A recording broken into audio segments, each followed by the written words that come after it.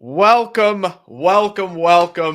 everybody, to the 2022 NFL Draft.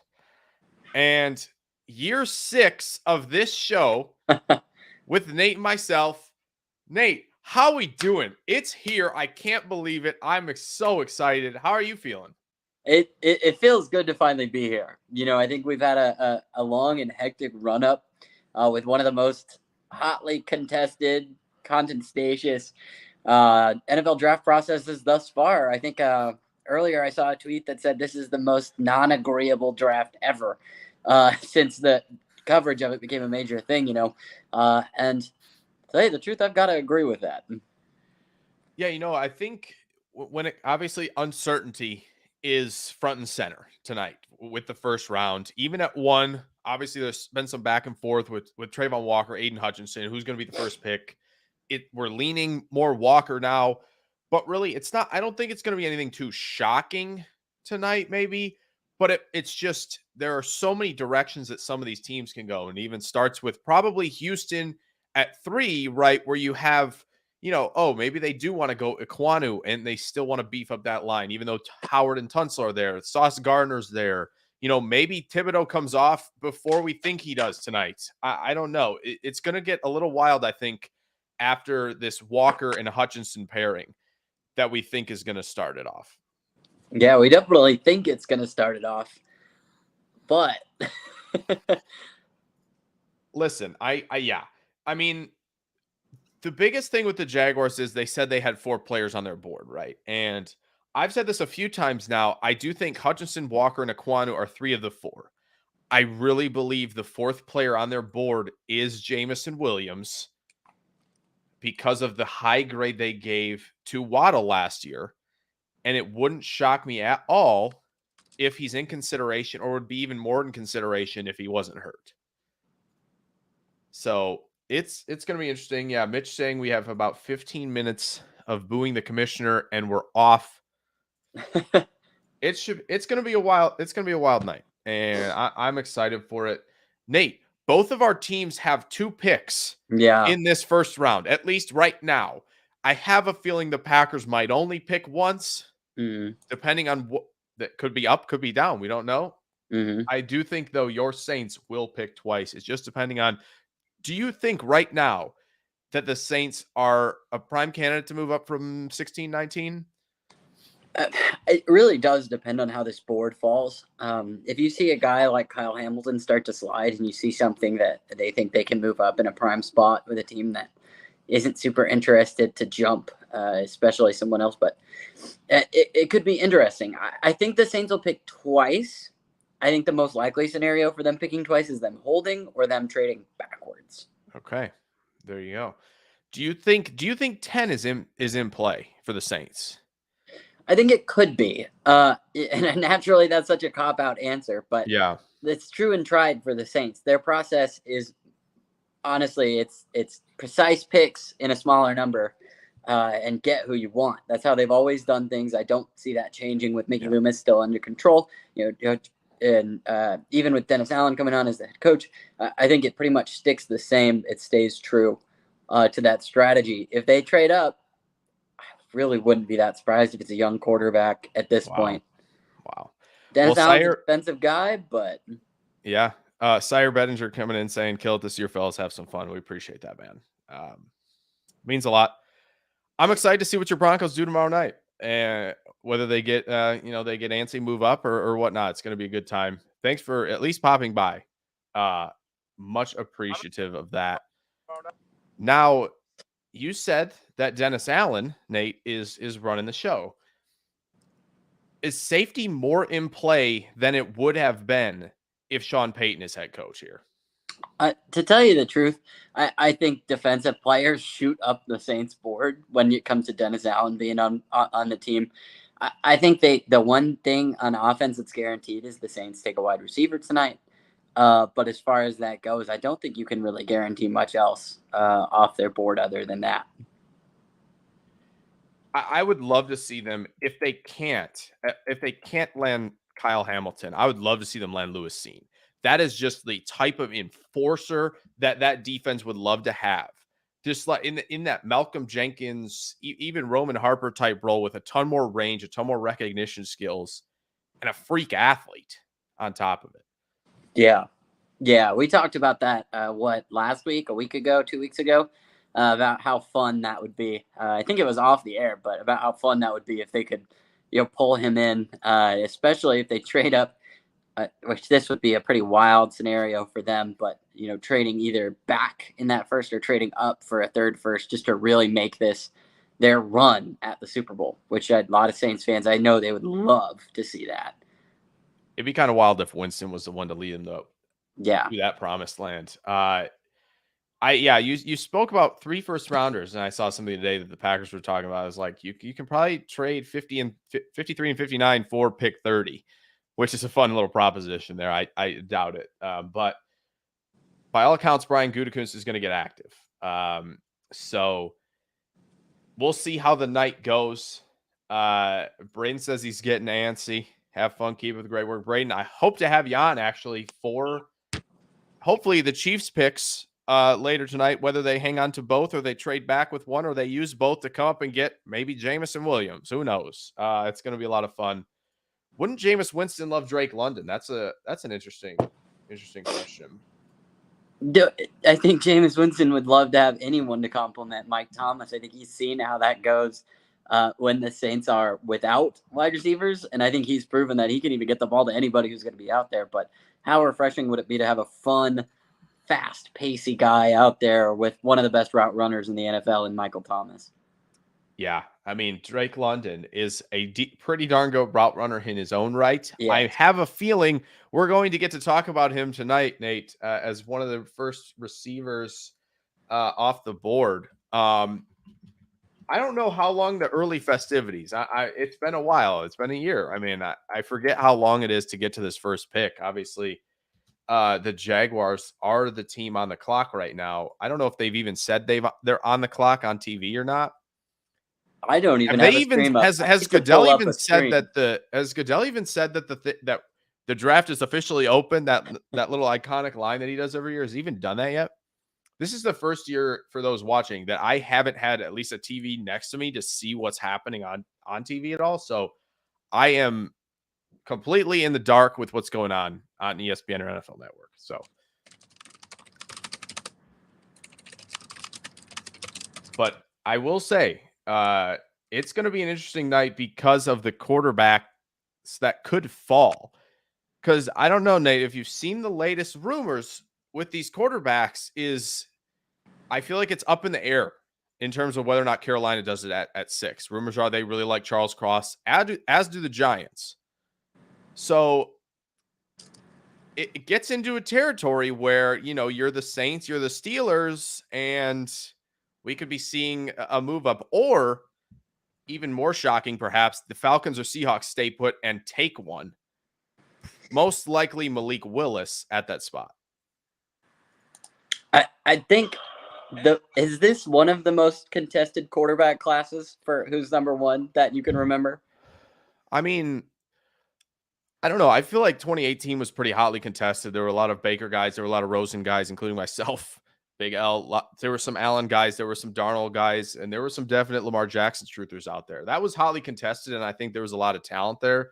This one feels hotly contested, but there's going to be a lot of overdrafting. But I do agree that everybody's kind of got their flavor this year. I don't think I've seen 2 rankings that have been completely alike. And then I know with only 6 quarterbacks, that's not a lot of possibilities. But sure. For Nate, do you have your top 3 off the top of your head at quarterback right now? Quarterback. I left my notes at home, but I think it's Ritter. Oh man, that's still so hard. It is difficult. Ritter, Willis, Strong. That's exactly what I have. Yeah, I'm pretty sure that's what I had. Let me pull up my my little listy here. I do have a that I actually might be able to share. Okay, so I was really wondering. I pulled up a stream, and let me know if the internet for some reason doesn't hold up to me doing this and streaming I can move over to another spot and actually watch it on a television. Yeah. Well, but the commissioner had it was Derek Carr, Darren Waller, and a former Raiders player from the 80s. I didn't remember the name. Interesting. Why would they bring Darren Waller out when he's going to be a Packer pretty soon? Well, okay, I have a couple questions about this. They're not picking tonight, by all accounts. We'll see. The Raiders? No. Yeah. And I was like in my head, like, why the heck are they up there? And then I was like, oh, Las Vegas. Yeah. Yeah. What a great place to have the draft, though, I will say. That's got to be as good, if not better, than Radio City. So I'm oh, and here we go. We're off. It looks like we're off. That the Jaguars are officially on the clock now. So back to the discussion here. I mean, Nate, what are you doing at this top pick? Are you even thinking about an edge rusher? Or even if you are you taking one of the two guys in consideration? Or are you going elsewhere? I think that's the big question. You know, I think I'm in on it. I think I'm in on one of these pass rushers for them. Okay. And I think if they're not, could be interesting to see if anybody does want to come up and grab one of them, depending on how this is a rated class. You know, we've got things all over the board. Neither of us, I think it's safe to say, think even probably our top guys in this class aren't going to be that like world beater edge rusher. The ceiling's probably there, but they're not going to come in and be that right off the bat. At least not from my opinion. That might be a leap, but it'll be interesting. I think just shake it up. Just draft a wide receiver. Just shake it up. Shake it up. I would love the chaos that would ensue if Jameson Williams was the first pick, because it would be quite fun. I mean, I'd love it. Are they waiting on calls? I don't think so.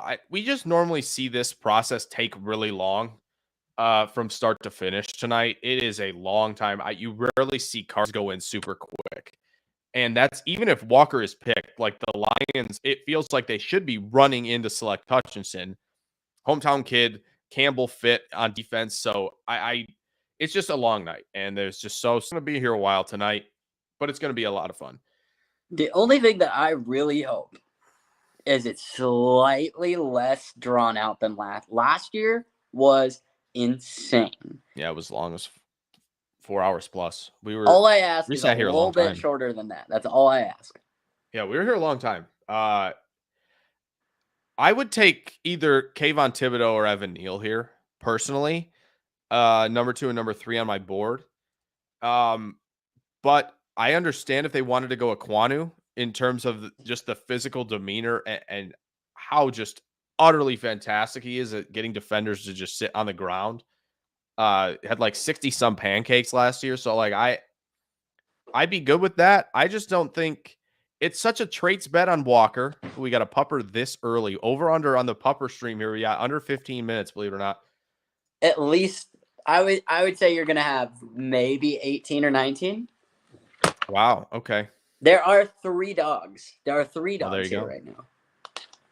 Well, there you go. I mean, a lot of dogs you'll see tonight. And we'll definitely see a lot of edge rushers, because we do think the first 2 off the board are going to be edge rushers. It's just such a traits-based swing by the Jaguars to take Walker. Obviously, Hutchinson's a safe floor. We'll get into these guys. I will say we've got graphics for everybody. We're going to talk about these guys in depth. Graphics are waiting approximately 50, I think. 49 graphics in there for you guys. We'll see if we miss any tonight. I'm sure there'll be one guy that we don't have in here that gets picked. I don't know who it will be. Oh, actually, I do know. I do know who it will be. But that's fine. Don't worry about it. We'll talk about them anyway, but the graphics are cool. Cool addition. All right. Sandy is going to point to who she would take with this first pick. Perfect. We love to see it. It's going to be like that octopus that picks the World Cup games. So the pick is in. Sandy picks Evan Neal. Okay, picks in, guys, and we are going to go fast. We aren't going to wait for the commissioner, none of that stuff. The Jaguars are selecting Travon Walker here with the top pick in the 2022 NFL draft. It's the rise. It's the rise. And here we go, folks. The ultimate rise. We are ready for our first of the night. A little graphic on Travon Walker. I will move this for you guys so you can see everything. Travon Walker, defensive line, Georgia. I mean, what's that to say? This dude's almost the best athlete of all time on the edge. Almost the best athlete in terms of testing. 6'5", 272. He had the 999 RAS. Now, everybody looks to production as being an issue. And yes, I do think the first couple seasons at Georgia, there was a serious problem with that. Honestly, 2021, not bad. 6 sacks, 7.5 tackles for loss on a loaded front that will include Jordan Davis and Devontae Wyatt. That will probably both go in the first tonight, or at very least top 40. You have Nolan Smith on that line and Jalen Carter. 2 guys will go top 15, 20 next year. So to even put up that line is still good. Now, explosion off the line is there. This dude's first step explosiveness is incredible. The pop power in his hands. Everybody shows that rep against Michigan, where he blew up that pulling guard with authority. His hands were in tight, and he sent that guy. Again, phenomenal at setting the edge. He's a great run defender. We know this already. It's just about betting on those traits to produce a pass rush profile at the next level that we haven't seen yet. And that's okay. Well, I've said this before about the quarterback class, Nate. This year, just swing. The Jaguars evidently are clearly swinging as well at pass rusher with Travon Walker. Yeah, this is a big-time swing, betting on the ceiling, which is, if he can tap into it, with these athletic traits, the ceiling is insane, right? Yeah. I mean, we talk about how loaded this Georgia defense was, one of the best collegiate football team defenses, at least on paper, of all time. Just absolutely ridiculous. Crazy. And just a freak athlete. And obviously that is, the perfect example of what kind of guys they have in that Georgia defensive room. Just the stellar #1 overall athlete in the draft, in my opinion, just absolutely ridiculous. And going to be so fun as long as he can stay healthy and really use his strengths that he has. And there are a lot of them. Let's be honest. Yeah. And so what's interesting about this is Jacksonville moving to a 3-4 now. You could see a lot of early down 3-4 defensive end reps for him. He's big enough to do so. 272, like we mentioned, the power is there. Mm-hmm. So he could move between 3 tech, 5 tech a lot on this line. And they have a great group up front as well. Again, we talk about Josh Allen on the other side. They've got a lot of guys rotating on the interior. Their hope is Davon Hamilton becomes the true nose tackle on that defense. And yes, Mitch, I agree. Georgia defense was one of the best we've ever seen. Yes. You're going to see maybe 4 guys go tonight on that defense, maybe 5, actually. 2, you could see Walker, Jet Davis, Wyatt, Cine, and Quay Walker all go tonight. Nakobe Dean, Channing Tindall could go tomorrow. They're loaded across the board. 3 linebackers are going to get drafted in the first 3 rounds, most likely. And then next year, Kale Ringo is going to be a very talented corner. And like I mentioned already, Nolan Smith and Jalen Carter. Plus, they had Jermaine Johnson on the roster before this past season. It's crazy. Awesome. Lions are in already. Well, yeah, I mean, how could the Lions not be in, right? If the Jaguars selecting Travon Walker makes this a lot easier for the Lions. It felt like a lot of people were like, all right, well, are they going to go the quarterback route? Are they going to, surprise us with Thibodeaux if Aiden Hutchinson was the first pick, right? So with the Lions pick in, waiting here, I'm getting tips on Twitter. This is good. We talk about Walker. I don't know, man. It's a serious bet. That is evidently the guy that I believe Balky wanted. So time will tell with that pick. So it's a bizarre year. We've got a kind of bizarre top pick. Mm-hmm. Oh, and that's the other thing, Nate. The late risers in the process. This will be a fun study over the summer to check these past 5 years or so to see who the late risers were. I've seen a few, especially from 2019 when I went back and watched some previous shows with that. Some of the late risers have been at least busts relative to their selection. Mm-hmm. So it's always interesting, especially on the offensive line in a class that has some guys lower down, to see that, when you're the #1 pick, whether it be a quarterback, defensive line, you have the weight of the world on your shoulders. Yeah, you do. You definitely do. I've seen the Lions pick. Have you seen it, Nate? I'm not even looking on Twitter at the tips. So. Oh, wow. All right. Well, the Lions pick is indeed in, and it is indeed Aiden Hutchinson, pass rusher from Michigan. Oh, no. We already ran out of graphics? No. Oh no, I'm just okay. No Just kidding. chance. Just kidding. Just kidding. We're good. We're good. We're good. So yeah, Lions go Aiden Hutchinson. The hometown kid pick, Nate. He's gonna Yes. stay in Michigan to play with the Lions. This is a Dan Campbell selection, is it not? Yeah. And I'm hoping we see a couple more Dan Campbell selections here later tonight and I guess early tomorrow. This was the production leap we saw in 21. He had some good seasons up until then for Michigan, but this was the breakout year. Got hurt in 2020, didn't get to see full potential. 14 sacks, 16 and a half tackles for loss. Just a stupid number on a pretty good defensive line. 6'6", 5'8", 260 pounds. Yes, a 9.87 RAS. You're going to see a lot of elite athletes tonight when we flash these graphics up there. Change of direction is there. He's got a great toolbox of moves. You know, he can push the pocket with some power. He can dip. He can trim the edge by getting these tackles off balance. Inside move is pretty good with his change of direction skill. Club swipes at the top of his rush, swim moves. He's powerful and quick, and he plays well against the run. The leadership in spades for this guy, and you'll see it now at the bottom here. The arm length. That's really the one question mark with this guy as being he's still high floor. But is he going to be an 8 sack a year guy, or is he going to get up to those double digits, 12, 13? Because 32 and an eighth arm length is like 6th or 7th percentile. Mm-hmm. I think he ends up being one of those guys that we see maybe have an 8 to 10 average and maybe leap higher than that for a couple of years in his career, especially with a younger guy that, you know, has that clearly the work ethic to take a leap, you know, in that type of year. A guy that if you're productive as an edge rusher in the Big Ten, which is primarily run based, if we're being honest, yes. you know, you like the look at the next level. Yeah, and I feel like a lot of people there was that one thing that I think a lot of people went to was like, oh, he didn't show up in the Georgia game. What does that mean? It means literally nothing anymore. I mean, like he really didn't. They ran away from him a lot. They're running downhill. They downhill run. It's very hard to impact the game if they're going to run right at your teeth. Yes. So to say he didn't make an impact, he was still winning on the edge. There were flashes of wins there. So I really not concerned in that regard. Lee, how's it going, man? Good to see you. Says good pick. Detroit's been solid in the drafts. Yes, they have. They have been very solid.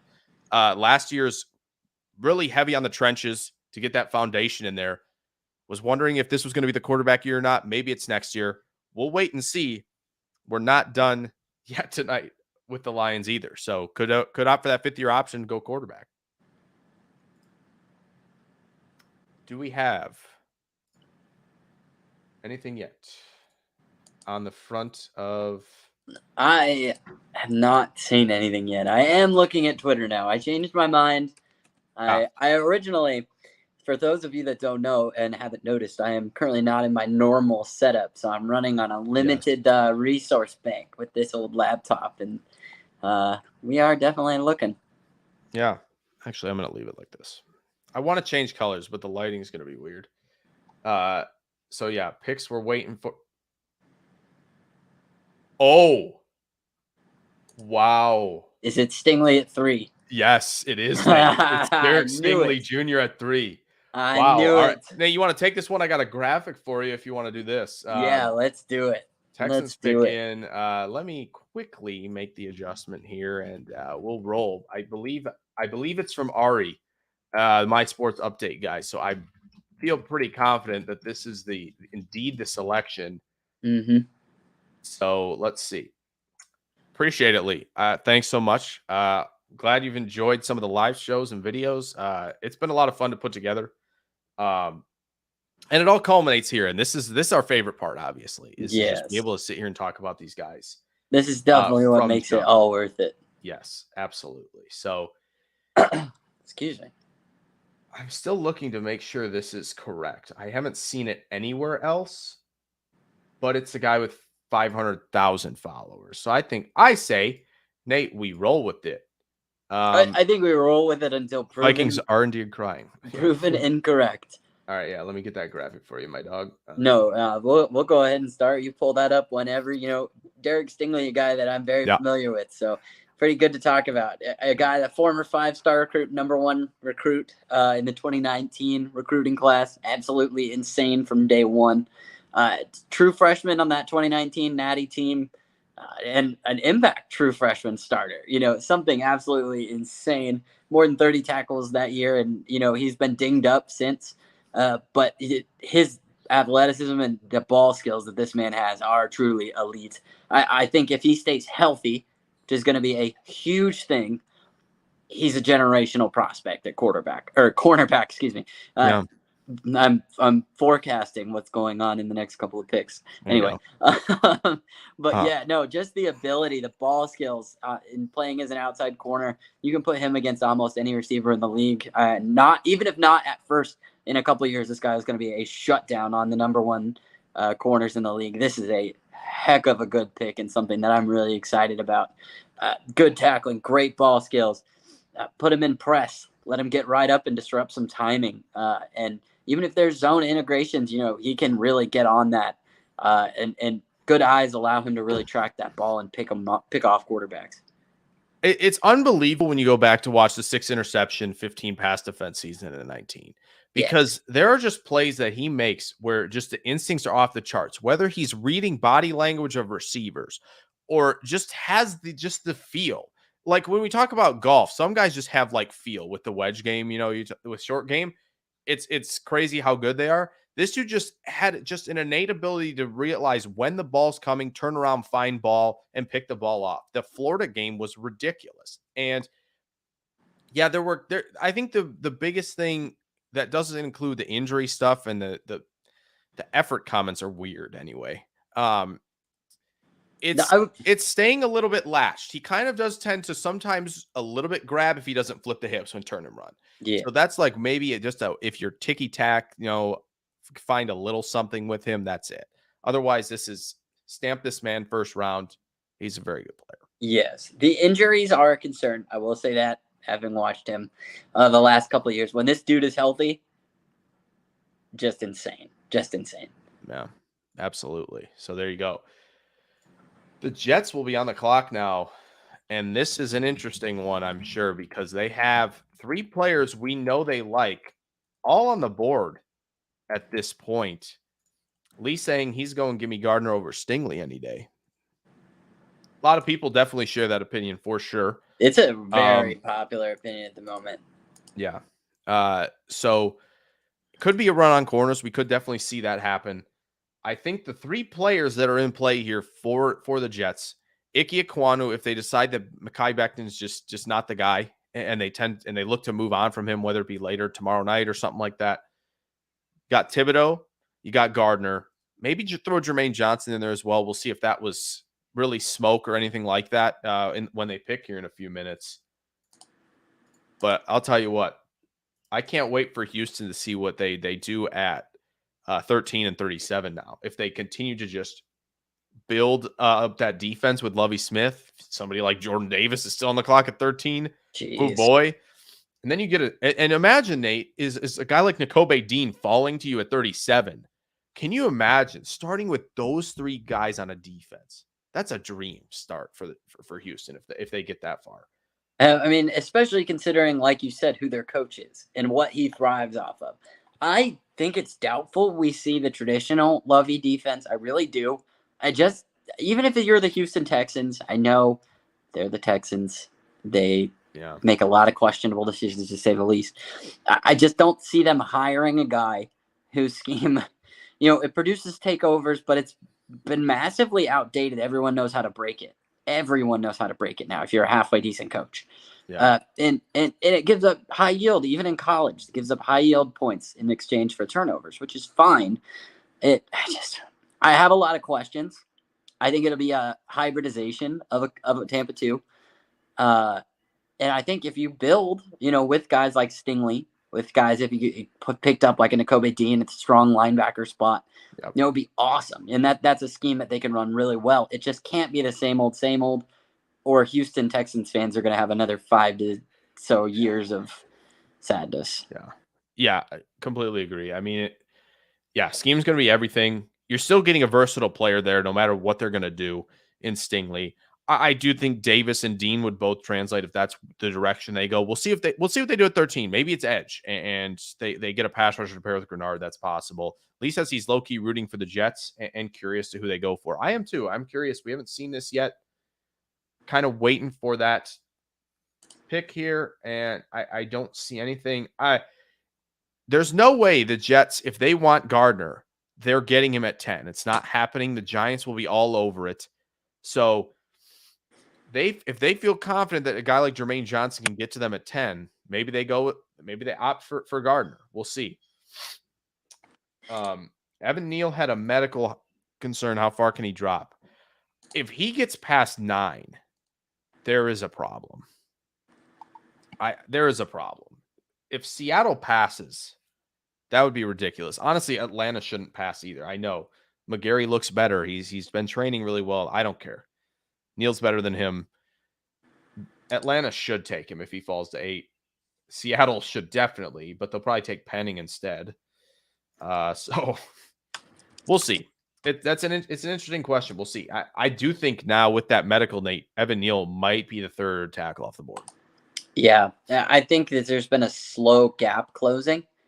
So it's going to be interesting to see how teams start to value that. I have seen the selection. And tackle, edge? It is not either of those. Is it corner? It's Gardner. It's Sauce. Okay, Sauce going to the Jets. Wow. I love it. I love this idea. And I know it's so funny how we've come full circle on this before we get to the graphic here. I remember off season and getting into the fall, the Jets fans were often talking about how, okay, we don't really need corner because Salah's going to have a good to average to good room of a lot of guys rotating and be fine with that. And they did well with it. Like Brandon Echols, Michael Carter II, Bryce Hall, they're all solid players, right? And Salah and the scheme clearly got the most out of them. I don't care. This is the AFC. This is a Titans conference now. And by Titans, I don't mean the Tennessee Titans. I'm talking about the Chiefs, the Bills, all these guys with just absurd quarterbacks, great offenses. You have your toolsy guy in Zach Wilson. You need to lock up some of these receivers and get Ahmad Gardner at corner. I've got it for us here, Nate. Why is it not full screen? Get off my... There we go. All right. So, Ahmad Gardner, cornerback from Cincinnati. 6'2" and 3/4, 190 pounds. He's tall and he's long, and he's fit for press. He's fit to come up in your face, disrupt your route immediately. And he doesn't just disrupt it at the line of scrimmage. He stays physical through that stem, through that transition break. He is tough and physical all game long. He gave Jameson Williams serious trouble in that semifinal. And he click and closes well from off coverage. And if the Jets deploy a lot of that off coverage, if they stay in the roof a lot with quarters or cover 2, you're going to be able to get him either coming downhill or he'll be able to sink back. He's got a decent pedal. He's not as fluid or flexible as some of these other guys, but it's good enough to hang in the NFL because how good his zone recognition is. And again, when we talk about press, you can recover when you've disrupted the route. It gives you that little bit of leeway to be able to do so, and he does that so well. And he's got the temperament, by the way. He's got the swag. He'll be confident out there from day one. Yeah, a guy that was only ended up at Cincinnati because he came out of high school at 160 pounds soaking wet. Other than that, this guy would have shot up Big Ten boards, been a guy that is in there from the competitiveness, to the coverage. It's a guy that I think has everything you need to stick around at the next level, one way or another. And somebody that I'm so excited to see him get the chance to take a bite out of these top tier wide receivers. I feel like guys who come out of schools like Cincinnati, there are 2 ways that they go. 1, they come in with a chip on their shoulder and they do great. 2, they kind of do average, maybe fall down a little bit, corner 2, corner 3. I think Gardner's a corner 1. I think he's got the feisty, competitive attitude that you really need. And I think he's going to come and blow some things up. Nate, Sauce versus Stephon Diggs twice a year. Sauce versus Waddle and Tyreek Hill twice a year. That's going to be must watch. Must He watch. is going to have his work cut out for Yeah. him. Well, that's and also I don't true, think yes. he'd want it any other way. Oh, yeah. He wants it all. I'm sure he's already got that in mind as we're sitting here right now talking about it. Oh, yeah. I'm sure he is pumped. Yes. I mean, you just got absolutely. drafted. I would be pumped if I went Yes. if I was Mr. Irrelevant. Yeah. And that's the other thing about this, right? Giants on the clock now. But like for these young guys to be drafted, this is lifelong dreams. This is so cool to see all these guys. I can't wait to rewatch the first round in that like fast pace that they put on YouTube or something, to where like I can see the guys' reaction, because we're not getting it tonight, at least on my end. I'm excited to see all the reactions and the emotions. I'll tell you if someone has a good reaction. Okay. I'll let you know. I want to see if somebody like walks like they either they're rushing to go to the bathroom like Mac Jones, or they have that Jamar Chase kind of swag walk. I feel like Sauce would have the Chase walk out, but maybe he's staying calm, cool, collected like he does. He's pretty chill. He's pretty chill. Okay. He's taking a nice little, not fast, not slow, just appropriate. We'll give it a solid 9 out of 10, just for he's mastering the basics. Yeah. Well, this is good for two things, right? So CBS mock had the first 3 right and Gardner at 5. Yeah. So a lot of people were right in corner for Houston at 3. It was just whether it be Gardner or Stingley. It happens to be Stingley instead. Then the Jets have to panic a little bit. They got to take Sauce because they're not going to get him at 10 or Stingley. The Giants don't get either of these guys at corner. Wonder if James Bradbury sticks around. Also, Trent McDuffie, the over-under 13.5 is going to get really interesting here if somebody really likes this guy. If you're Philadelphia and you got to get up, we'll see. But Trent McDuffie's agent is probably feeling pretty good right now. As are the Giants, Nate, who have all the offensive linemen to them at 5. They have everyone they could possibly want. So that's exciting. Also, what do you think, Nate? Do you think it's Jermaine Johnson or Kayvon Thibodeaux with the other Giants selection, assuming they only go one offensive line? You know, if it was me, which it's not, I like Thibodeaux in that situation. I really do. I think somebody that comes in and instantly gives you another, like we were saying, take a shot. Take a shot on the athleticism. Take a shot on the aggressiveness, the skill, and just let him go to work. Would I think Johnson would be a bad selection? Absolutely not. He's an animal out of Florida State. Super fun guy as well. If I had to go, I'm pulling straws with that pick for them, and I think Thibodeaux. Yeah, I would. This is I understand. So if there's an issue with Neal medically, I have Ikwonu right after him on my board at 4. Yes, I'm good with Ikwonu and Thibodeaux because those are both top 4 players for me. Mm-hmm. If you get both at 5 and 7, insane. Boy, that's a great start for Joe Shane and these guys. Thinking Neal. I'm leaning Ikwonu, but I do think actually. Oh, is it in? Yes, it is.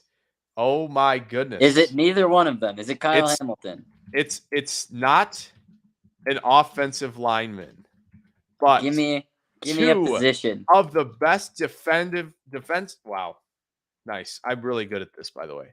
2 of the best defensive players in the draft headed to the Big Apple. The Giants are taking Kayvon Thibodeaux, edge rusher from Oregon. Wow. Those top 5. The slide is fake. Yeah. It's fake.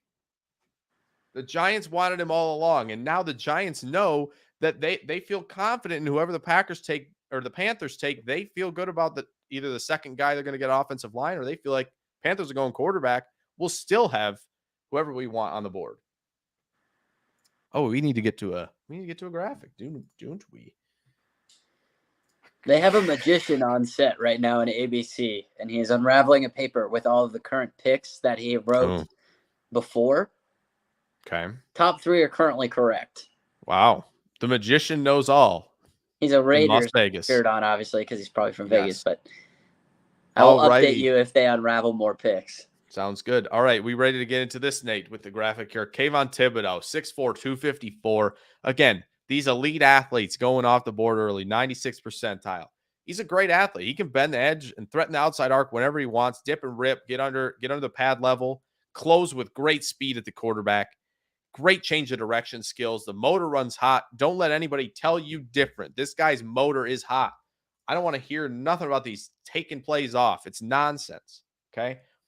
I do think 2020, he played really well against the run. It was a little bit lacking this year, but I think he did a great job getting under the shoulder pads, engaging, shedding, either push, pull, or what have you, to get off blocks and make plays at or behind the line of scrimmage. Just add to the toolbox for me.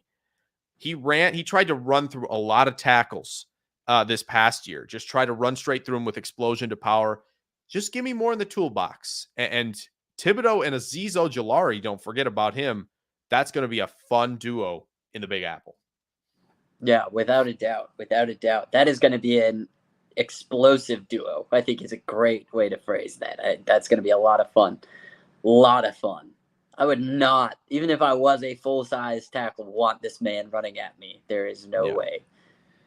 Thibodeau's a beast, and he's my number 2 player. I don't know where he landed for you, Nate, if he's top number 3. Number three? Top 3? Number okay. 3. Did you have Stingley in the top 2? I did. Okay, that makes sense. He's number 2. That. Okay, there you Hutchinson go. was actually number 1. Hutchinson, Stingley, Thibodeaux. Nice. All right. Then Walker. Walker. Okay. Yes, I like it. Taking some swings. That's the thing. And Mitch pointed that out. They draft pass rushers, meaning Joe Shane coming over from the Bills, who did draft a ton of either defensive line or edge rushers early. We talk about Rousseau. They drafted Basham last year, Ed Oliver, like all these pass rushers and defensive linemen go to that regime. They're bringing it over here for the Giants. Do we have it? For the Panthers? Yeah. Choice of tackles. I'm hesitant to lean this way, but I think it's Ikwonu. I don't know that. It does seem so either what's going to happen, we're going to see, obviously, we could see a quarterback come off here. If it is tackle, then we have to talk, obviously, about Baker Mayfield either tonight or tomorrow, whether or not they're going to make a move for him.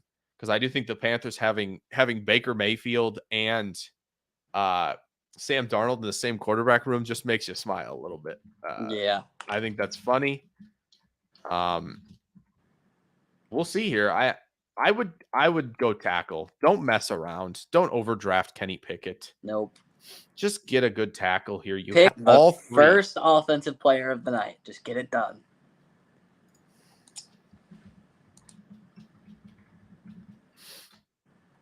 It makes it an interesting situation where we do have 5 defensive players go first. I'm not sure that is surprising in any way. Mean, it's a defensive draft. It really is. When you look at the safety class, the corner class, the edge class, I think linebacker is really good in that day 2. What's up?